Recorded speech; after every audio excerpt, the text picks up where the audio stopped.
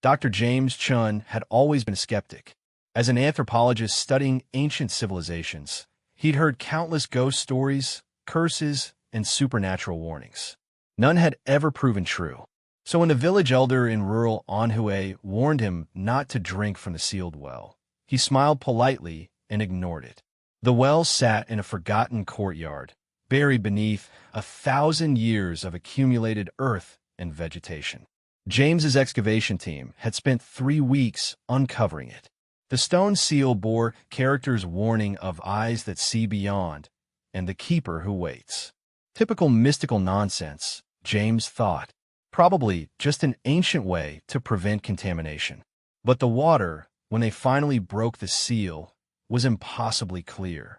Crystal pure, despite a millennium of darkness. James's equipment detected no bacteria, no minerals, nothing that explained its pristine condition. Just water. Perfect, impossible water. His team had left for lunch when James decided to taste it. Just a sip. For science. The water was cold, so cold it burned. It slid down his throat like liquid ice, spreading through his chest, his limbs behind his eyes. James gasped, dropping the ancient cup. It shattered on the stone. Then his vision split. He could still see the courtyard, the excavation equipment, the afternoon sun. But layered over it like a photograph double exposed, he saw something else. The courtyard as it had been, vibrant, alive, bustling with people in Tang Dynasty clothing. Children played near the well.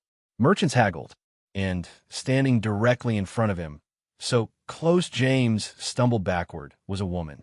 She wore the robes of a scholar, her hair bound in an intricate style James recognized from 8th century paintings. But she was translucent, shimmering like heat waves on pavement. Her eyes, ancient, sad, impossibly deep, locked onto his. "Finally," she said in flawless Mandarin. "After 1,000 years, someone with eyes to see." James tried to speak, but his throat closed. The woman, the ghost, tilted her head, studying him with an intensity that made him feel transparent. "You don't believe," she observed. "Even now, seeing me, you're searching for rational explanations. Hallucination, contaminated water, heat stroke." She smiled sadly. "Very human, very limited.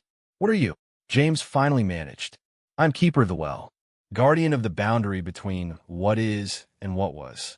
For 1,000 years, I have waited for someone brave enough, or foolish enough, to drink from the sealed waters and gain the sight." James looked down at his hands. They appeared normal, but when he focused, he could see through them to the bones beneath, and deeper still, to something that pulsed with light. His own life force, perhaps. His soul. "The water opens eyes," the ghost continued. "You see now what others cannot. The dead who linger. The spirits who walk. The thin places where worlds touch. This is both gift and burden." "I didn't ask for this," James said. "No one ever does." The ghost moved closer, and James felt the temperature drop. "But you must choose now. At sunset, the sight will fade unless you accept the role. Become the new keeper. Guard the boundary. Help those who are lost find their way onward. And if I refuse, you'll forget everything. The water, me, the sight. You'll return to your limited vision, seeing only the surface of the world." She paused, "But others will remain lost, trapped, suffering, because there will be no one to guide them." James looked around the courtyard. Now that he truly saw, it was crowded with ghosts. Dozens of them, hundreds, all watching him with desperate hope. He'd spent his career studying the dead. Perhaps it was time to actually help them. "Tell me," James said quietly, "what does a keeper do?" The ghost smiled, and for the first time in 1,000 years, it reached genuine joy. "Kulme, I will teach you. We have much work to do, you and I, between the worlds." James took her offered hand. It was cold as the water, and just as clear. Together, they walked into a world he'd never believed existed, until he'd been foolish enough to drink from a 1,000-year sealed well and learned that some warnings should be heeded, while others are invitations in disguise.